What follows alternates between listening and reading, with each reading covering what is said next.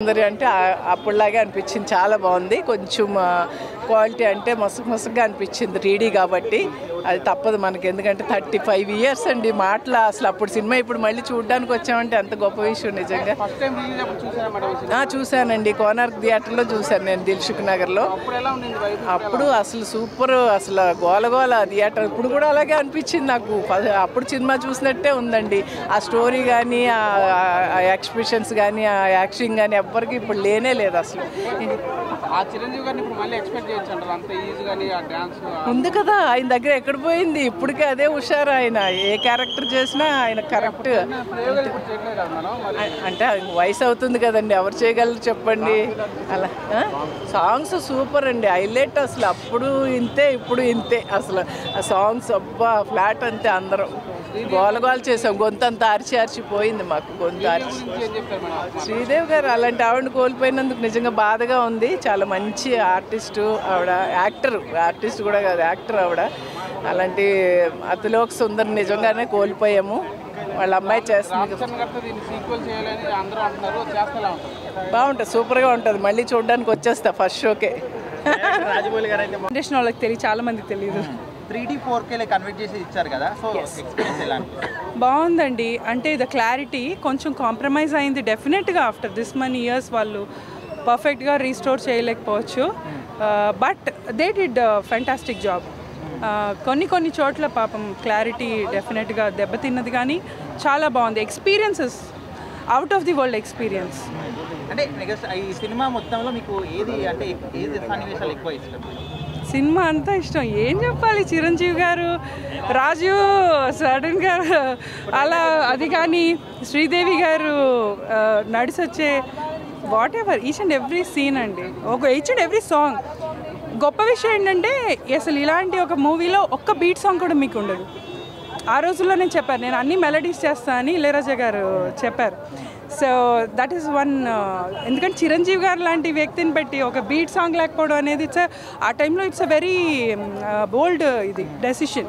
But he was not wrong about it. All melodies అయినా కూడా ఇప్పుడు కూడా ఏంటి అబ్బని ఏ సాంగ్ వచ్చినా కెవ్వు కేక.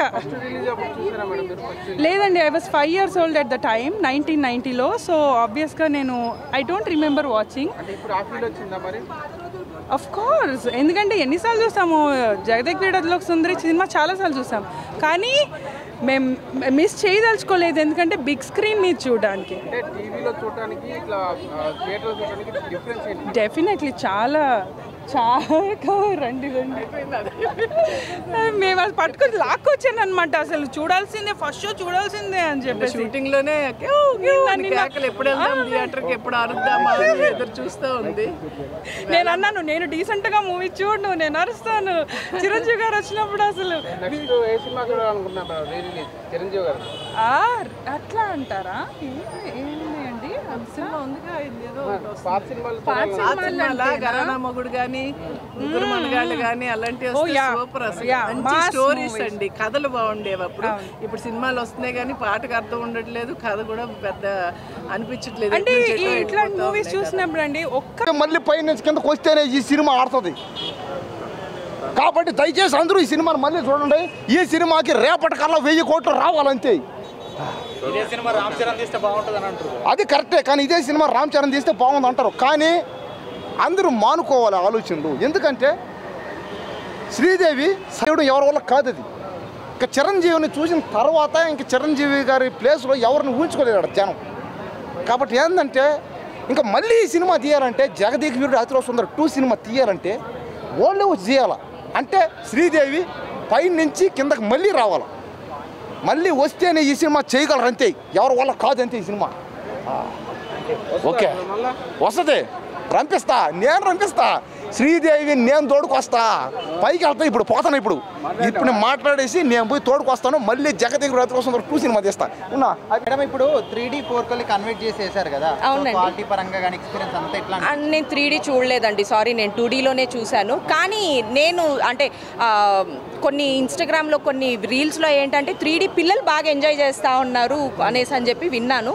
బట్ నాకైతే ఫస్ట్ అయితే 2Dలో చూద్దాము, దాని తర్వాత టైం కుదిరితే మళ్ళీ 3Dలో కూడా ఒకసారి చూద్దాం అనేసి. ఓవరాల్గా అప్పటికి ఇప్పటికి ఏ విధంగా ఎక్స్పీరియన్స్ చేశారు థియేటర్లో సినిమా? థియేటర్లో అప్పుడు చూడలేదండి, ఇదే ఫస్ట్ టైం చూడడం నేను. So part 2 okay. మరి పార్ట్ 2 రామ్ చరణ్ గారు చేస్తే బాగుంటుంది లేక పవర్ స్టార్ గారు చేస్తే బాగుంటుంది? ఇది మరీ టూ మచ్ అయ్యా. సరే, పార్ట్ 2కి అయితే నాకు తెలిసి రామ్ చరణ్ గారే బెస్ట్ అండి. ఓకే. హీరోయిన్ ఎవరు అనుకుంటున్నారు? ఇంకెవరు, జూనియర్ శ్రీదేవి గారే. సో అది ఇంకా చాలా అంటే చాలా బాగుంది. వింటేజ్ మెగాస్టార్ గారు ఎలా? అయ్యో సూపర్, ఇంకా ఆయనకి తిరగలేదు కదా అసలు. ప్రతి సీను కిరాక్ అసలుకి, ఆయన ప్రతి ఎక్స్ప్రెషన్ అసలుకి, ఆయన ఏడ్చినప్పుడు కానీ మన కళ్ళల్లో కూడా నీళ్ళు వచ్చేస్తాయి అనమాట. ఆ రకంగా యాక్ట్ చేశారు ఆయన. అప్పటి సినిమాలకి ఇప్పటి సినిమాలకి ఏంటి డిఫరెన్స్? అప్పుడు సినిమాలలో ఏంటంటే కథ అంతా బాగుండేదండి. ఇప్పుడు మూవీస్లో ఏముంది, మా హీరో గొప్ప మీ హీరో గొప్ప అనుకోవడం. పార్ట్ 2 చేస్తే ఎవరు చేస్తే బాగుంటుంది మేడం? నేను మేడం రామ్ చరణ్ గారు అండి. రామ్ చరణ్ గారు చేయాలి. రామ్ చరణ్ గారి పక్కన శ్రీదేవి కూతురు కానీ లేకపోతే మేడం పెట్టి తీయాలన్నమాట. వద్దులేండి, నాకు రామ్ చరణ్ అత్తగా అయినా ఓకే కానీ కూతురుగా లేదు మేడం, కూతురు కాదు మేడం, హీరోయిన్ మేడం. మీరు వద్దండి, మనకంతా దయచేసి శ్రీదేవి ప్లేస్ లో ఈ మేడం పెట్టి చేయండి. ఫస్ట్ నిజంగా శ్రీదేవి గారు మళ్ళీ ఈ సినిమా ఖచ్చితంగా ఈ సినిమాను మనందరం ఆడిద్దాం. ఎందుకంటే ఈ రోజుల్లో ఇలాంటి సినిమాలు ఎవరు తీరారు. వాడు అన్నాడు ఏమని, ఇది వేస్ట్, ఇది ఇలాంటి సినిమాలు ఈ రోజులు ఎవరు చేయలేరని. కరెక్టే, ఈ రోజుల్లో ఇలాంటి సినిమాలు ఎవరు చేయలేరు. చిరంజీవి గారే చేయాలి, శ్రీదేవి గారే చేయాలి అంతే. మళ్ళీ ఇప్పుడు శ్రీదేవి గారు బతికి రావాలి, ఆమె లేదు కాబట్టి మేడమే చేయాలి. కాబట్టి నేను ఫైనల్గా చెప్పేదంటే దయచేసి ఈ సినిమాని అందరూ ఆదరించండి, అభిమానించండి. డైరెక్టర్ గారు అయితే మాత్రం అందరూ అంటున్నారు కదండి, Ashwini watching with my daughter, it's good. ఇంటున్నప్పుడు చూశాను సార్ నేను, మళ్ళీ నేను చూస్తా అనుకోలేదు. సినిమా అంత బాగుంది. నేను వచ్చిందే మీతో మాట్లాడడానికి. సినిమాకి వచ్చింది మీరు బయట ఉంటారు, మీతో మాట్లాడాలని వచ్చా. ఇంతున్నప్పుడు